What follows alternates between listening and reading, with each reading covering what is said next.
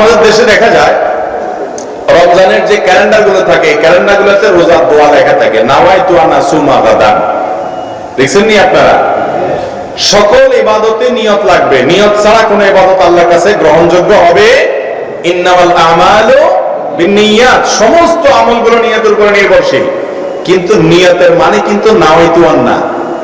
নিয়তের মানে কি না? নাওয়াইতু আন না। নিয়তের মানে ইচ্ছা। নিয়ত মানে কি করা?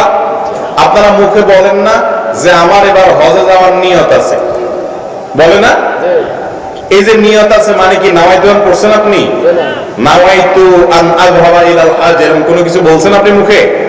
আপনি মনে প্রতিজ্ঞা করছেন, টাকা পয়সা জমা টমা দিচ্ছেন, তার মানে আপনার মনে ইচ্ছা আছে আপনি কি করবেন এবার হজে। ওই মনের ইচ্ছাটাকেই বলা হয় নিয়ত। মনের ইচ্ছাটাকে কি বলে?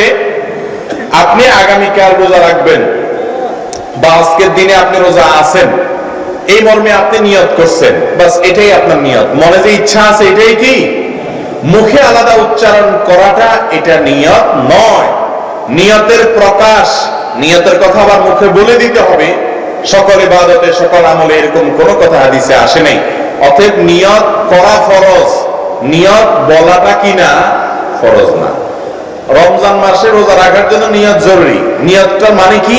আপনার মনে ইচ্ছা আছে যে আমি ভোর রাত্রে উঠবো, সারি খাবো, কালকে রোজা রাখবো, বাস এই যে মনে ইচ্ছা আছে এটাই নিয়ত আছে, বাস হয়ে গেছে।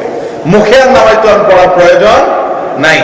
রোজা রাখার জন্য নাওয়াইতু আন পড়ার কথা না কোনো হাদিসে আছে, না কোরআনে আছে, না রাসূল আকরাম সাল্লাল্লাহু আলাইহি ওয়াসাল্লাম এরকম কোন নাওয়াইতু আন পড়েছেন, না সাহাবীরা করেছেন।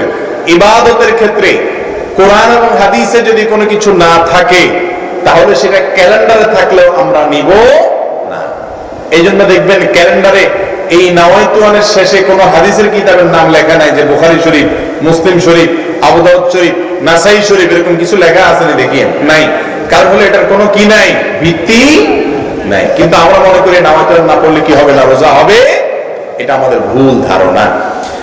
অতএব এটা থেকে আমাদেরকে বেঁচে থাকার চেষ্টা করতে হবে।